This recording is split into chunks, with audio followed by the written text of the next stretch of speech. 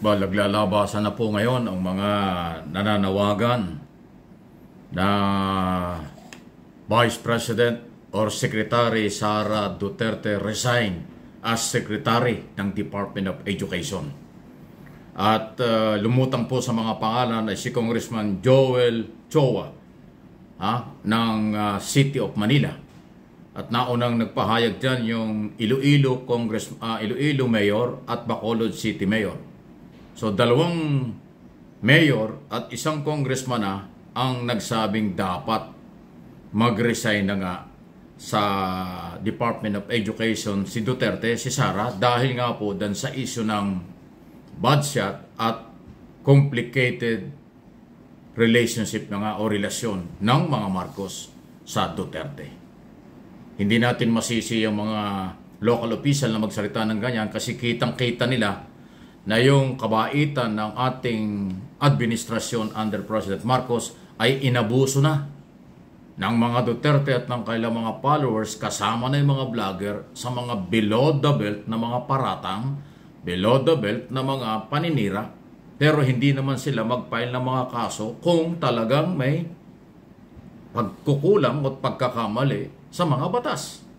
Malinaw na sa tingin ko po at analysis at opinion sa isyong ito, pure paninira lang. Okay, yan ang nakakalungkot dahil sa halip na sila'y tumulong bilang Pilipino sa ating kasalukuyang gobyerno, puro paninira sa pamilyang Marcos. Tapos ngayon sumagot si First Lady Lisa Araneta Marcos kaugnay sa tunay na kanilang pagtingin o kanilang relasyon sa mga Duterte matapos nga ang mga below the belt na mga batikos, sila pa yung masama. At mas pinalalabas pa nila na sobra daw magsalita ang First Lady. Samantalang minsan lang na-interview. Mas madalas at halos 2 taon na naninira ang kampo ng mga Duterte, Kibuloy, Alvarez at iba pa laban sa administrasyon. Yan yung sakit ng ibang Pilipino. Sa dami ng kailang mga paninira at sinasabi, pero pag sinagot kahit minsan lang, masamang-masama na sa kanila ang dating. Para bang sila lang ang may karapatan.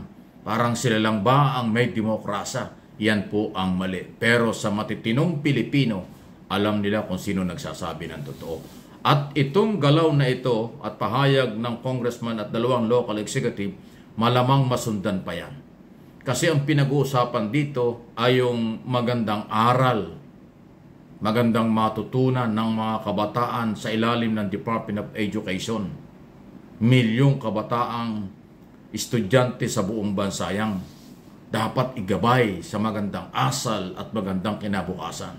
Pero itong nakikita na palitan ng mga matinding batikos na mga Duterte ay hindi po talaga maganda. Ako nga, nababahala ako dyan. Baka mamaya ang mga bata mahawa kay Secretary Sara Duterte na oras na tanungin, sasabihin no comment. Isipin mo, imagine mo, na pag yung teacher nagtanong sa mga estudyante kung alam yung itinuro o ginawa yung assignment o kung anong ginawa sa nakalipas na 1 buwan, 1 linggong pagtuturo ng mga teacher, biglang ang sagutin ng mga teacher yung kailang guro, no comment. O di ba? Di maaari magkatawanan pero napakasama kasi ang ehemplo, ang pinanguhugutan ng mga batang ito ay yung madalas nakikita at naririnig sa mga interview ng kanilang Secretary Department of Education na no comment. O di ba? Pag sinabi, bakit no comment ka? Kasi si Secretary no comment din sa mga pag tinatanong Gumaya lang po kami. Naloko na sa mga ehemplo niyan, di ba? So anong dapat gawin? Ayan, maaaring ganon. Maraming mga issue na nakapaloob dyan sa sabihin nating hindi naman nagmamatigas o ayaw mag-resign voluntary. Ako naniniwala ako sa aking opinion. Kung ito'y magpapile ng resignation bilang delikadesa, tatanggapin niya ni Pangulong Marcos. Ayaw lang pangunahan ni Pangulong Marcos pero hindi natin masabi kung hanggang kailan magtitiis at hanggang kailan gagawin ni Pangulong Marcos na hindi siya magpalit ng cabinet secretary. Anytime yan kasi lahat pong cabinet secretary Wala pong security of tenure yan. Anytime. Pag wala ng tiwala ang Pangulo, pwede niyang palitan kahit sino. Abangan natin yan kung ano. Any comment po. Samantala, lalo nga pong mainit dahil pinainit, dahil sinakyan ng mga DDS, mga vlogger supporters, itong isyong ito between Marcos and Duterte. At dahil dyan, lumalakas din nga po yung panawagan na tama daw gawin ay payagan na yung ICC na mag-imbestiga at kung may warrant of arrest ay ipahuli. Parang ganun po ang dating. Kung yung magugunita, hindi lang ho si dating Pangulong Duterte ang may problema sa ICC. Pati ho si Vice President and Secretary Sara Duterte, kasama ho yan sa kinasuhan sa ICC. So mag-ama sila kung sakali. Diba? At kahit na ulit-ulit sinasabi ni Pangulong Marcos na hindi pwede ang ICC, hindi pwede ang warrant of arrest, pero naniniwala po itong oposisyon na lehitimo na kampo ng Liberal Party, especially yung kailang spokesman na si Attorney Laila de Lima, na siya da'y umaasang sa susunod na mga pagkakataon ay babaguhin ng Pangulo ang kanyang paninindigan dyan sa ICC kapag nakita niya na talagang kailangan na ipatupad o papasukin para mag-imbestiga at ipatupad ang warrant of arrest kung sakaling lalabas. So sinasabi ngayon ni Attorney Laila de Lima, hindi natin pwedeng panghawakan yung sinasabi ng Pangulo at kung hanggang kailan ang kanyang paniniwalang walang ICC sa Pilipinas. Kasi nga, napakarami ng Pilipino ang nananawagan, dalawa ho ang panawagan.